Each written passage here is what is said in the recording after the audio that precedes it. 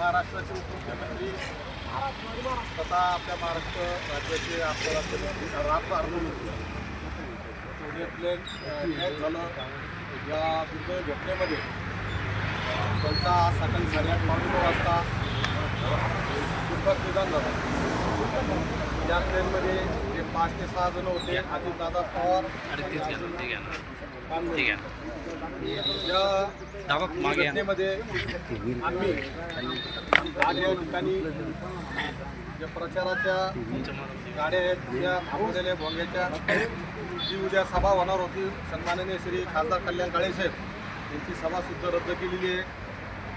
कारण की आपल्या या महाराष्ट्राचं असं मोठं नेतृत्व जे धडाडीचं काम करणारं ग्रामीण भाग असेल, शहरी भाग असेल, या ठिकाणी सर्व ठिकाणी मोठ्या प्रमाणात त्यांनी जे काम केलेलं आहे ते आज आपल्यातून जे प्लेन क्रॅशमध्ये जे हे दुर्दैवी त्यांचा अंत झाला, या दुःखामध्ये आम्ही सर्व महाविकास आघाडीचे कार्यकर्ते या दुःखामध्ये सहभागी आहोत।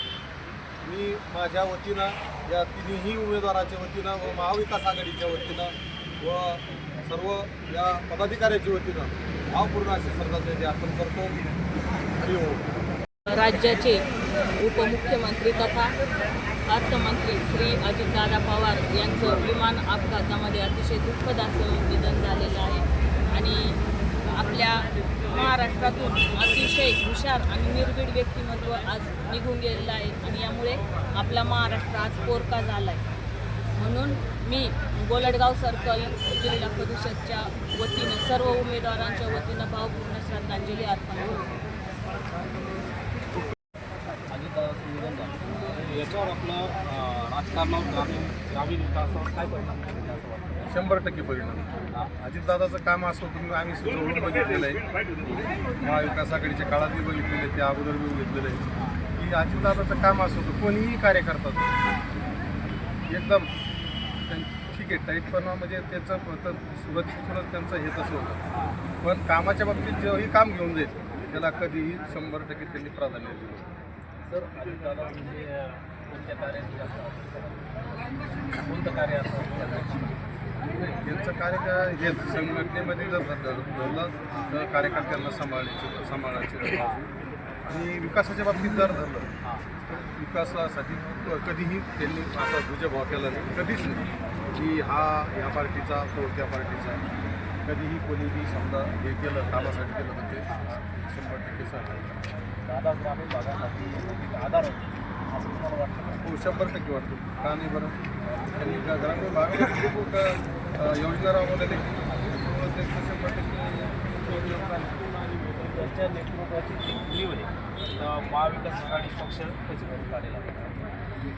ही उणीव भरून काढायसाठी असं वाटत नाही, पण ठीक आहे आता त्यांच्या आता जाण्याने हा जो मोठा दुःखाचा डोंगर कोसळलेला आहे त्याच्या डोंगरात आम्ही सर्व सहभागी होतो। सर आपण काय सांगा? हो मी कोकणी निर्माण झाली जिल्हा परिषदेला कशी समोर कसं झालं दुःखद परिषद आणि थोडा सामोरे तेव्हा महाराष्ट्राचे मुख्यमंत्री महाविकास आघाडीच्या वतीने काँग्रेस शिवसेना व बाळासाहेब ठाकरे पक्षाच्या वतीने अजितदादांना भावपूर्ण श्रद्धांजली आम्ही त्यांना अर्पण केली। सर शेतकरी युवक पाहण्यासाठी अजितदादांनी राबवलेली योजना पुढे नेण्यासाठी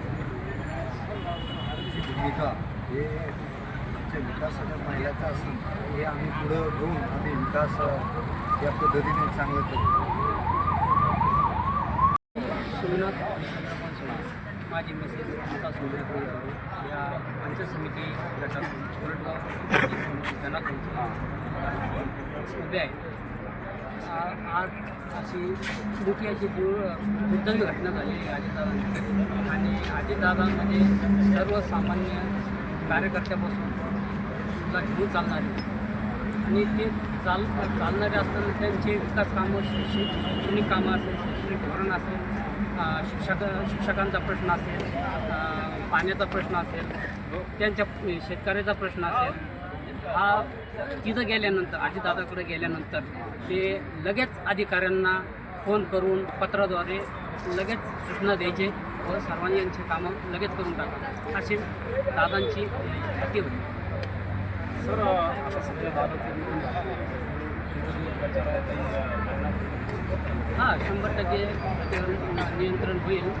पण आता ग्रामीण भागातील लोकांना हे माहिती आहे की दादा हे सर्वसामान्यातले होते. तर त्यांची मतदार राजा इतका हुशार आहे की दादा जरी आज नसले तर त्यांची उणीव हे सर्वांना जाणवेल. पण 100% महाविकास आघाडीला हे जनता ही भरपूर साथ देईल.